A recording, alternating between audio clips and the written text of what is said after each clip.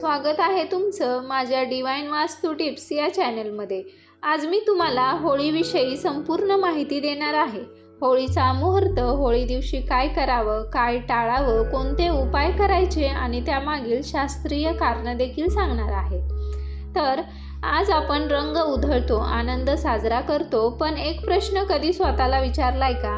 होळी का साजरी करतो आपण? फक्त परंपरा म्हणून की यामागे काही खोल शास्त्रीय, आध्यात्मिक आणि ज्योतिषशास्त्रीय कारण आहे? होळी म्हणजे फक्त रंगाचा खेळ नाही, तर ती ऊर्जा बदलण्याची प्रक्रिया आहे, नकारात्मकता जाळून टाकण्याचा दिवस आणि नव्या सुरुवातीचा संकेत। होळीचा सण प्रामुख्याने 2 भागात साजरा केला जातो। पहिली रात्र म्हणजे होलिका दहन आणि दुसरा दिवस म्हणजे रंगांची होळी, जे की आपण एकमेकांना रंग लावून साजरी केली जाते। पौराणिक कथेनुसार राजा हिरण्यकश्यप अत्यंत अहंकारी होता। त्याला स्वतःला देव मानलं जावं असं वाटत होतं, पण त्याचा मुलगा प्रल्हाद भगवान विष्णूचा अखंड भक्त होता। अहंकाराला भक्ती कधीच सहन होत नाही, म्हणूनच हिरण्यकश्यप प्रल्हादाला संपवण्याचा अनेकदा प्रयत्न करत होता। त्याच्या अंगावर साप सोडले, डोंगरावरून ढकलून दिलं, त्याला विष दिलं गेलं, पण प्रत्येक वेळी भक्ती ही जिंकत राहिली। शेवटी त्याने त्याची बहीण म्हणजे होलिकेचा मदत घेतली। होलिकेला अग्नीत न जळण्याचा वर होता। ती प्रल्हादाला मांडीवर घेऊन अग्नीत बसली, पण वरदानाचा गैरवापर झाला आणि त्याचा परिणाम हा उलटा झाला। होलिका जळाली आणि प्रल्हाद वाचला। ही कथा फक्त धार्मिक नाही, हा विश्वाचा नियम सांगते। अहंकाराचा अंत निश्चित असतो, सकारात्मक श्रद्धा टिकून राहते हे आपल्याला सांगत असते। आता या कथेमागचा ऊर्जाशास्त्रीय अर्थ आपण समजून घेऊयात। होलिका दहन म्हणजे अग्नितत्व सक्रिय करणं। पंचमहाभूतापैकी अग्नी हा शुद्धीकरणाचं तत्व आहे। जसं सोनं तापवल्यावर शुद्ध होतं, तसं मनही अग्नीच्या प्रतीकातून शुद्ध केलं जातं। आता आपण पाहणार आहोत होळीचा मुहूर्त। होलिका दहन फाल्गुन पौर्णिमेला केलं जातं, पण कोणत्या वेळी करायचं हे आपल्याला माहीत असणं गरजेचं आहे। होलिका दहन हे नेहमी प्रदोष काळात केलं जातं। भद्रा काळात होळी पेटवणं शास्त्रात निषिद्ध मानलं आहे, कारण त्यावेळी ऊर्जा, संघर्ष आणि अस्थिरता वाढवणारी मानली जाते। योग्य मुहूर्तात केलेलं दहन म्हणजे फक्त लाकूड जाळणं नाही, तर सूक्ष्म पातळीवर ग्रहदोष आणि अडथळ्यांना अग्नीत अर्पण करणं असं असतं। ज्योतिषशास्त्रानुसार होळीच्या रात्री चंद्र पूर्णत्वात असतो। पौर्णिमेचा मनावर प्रभाव असतो। पौर्णिमा मनावर प्रभाव टाकत असते, भावना तीव्र होत असतात, म्हणून त्या दिवशी केलेली प्रार्थना, संकल्प आणि उपाय जास्त प्रभावी मानले जातात। आता या दिवशी काय करायचं? तर होलिकेच्या रात्री अग्नीत गहू, हरभरा किंवा नवीन पिकाचं धान्य टाका।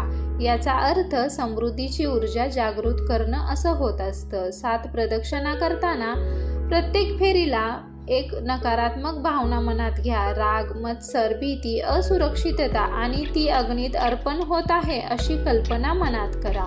जर आर्थिक अडचण असेल तर दुसऱ्या दिवशी होलिकेची थोडी राख लाल कपड्यात बांधून आपल्या तिजोरीमध्ये ठेवा। जर वारंवार भांडणं होत असतील, घरात गोड पदार्थ वाटा। जर नजर दोष असेल तर मोहरी, मीठ आणि सुक्या मिरच्या फिरवून अग्नीत टाका। आणि काय टाळायचं हे देखील आपण पाहूयात। तर त्या दिवशी भांडणं करून होळी पेटू नका, नशेत गोंधळ करू नका, अश्लील आणि अपमानास्पद वर्तन करू नका, कारण त्या दिवशीची ऊर्जा जे एम्प्लिफाय करते ते परत येतं। आता शास्त्रीय कारणं आपण पाहूयात। फाल्गुन महिना म्हणजे ऋतू परिवर्तनाचा काळ। हिवाळा संपतो, उन्हाळा सुरू होतो। या काळात शरीरात कफ वाढतो, संक्रमण वाढू शकतं।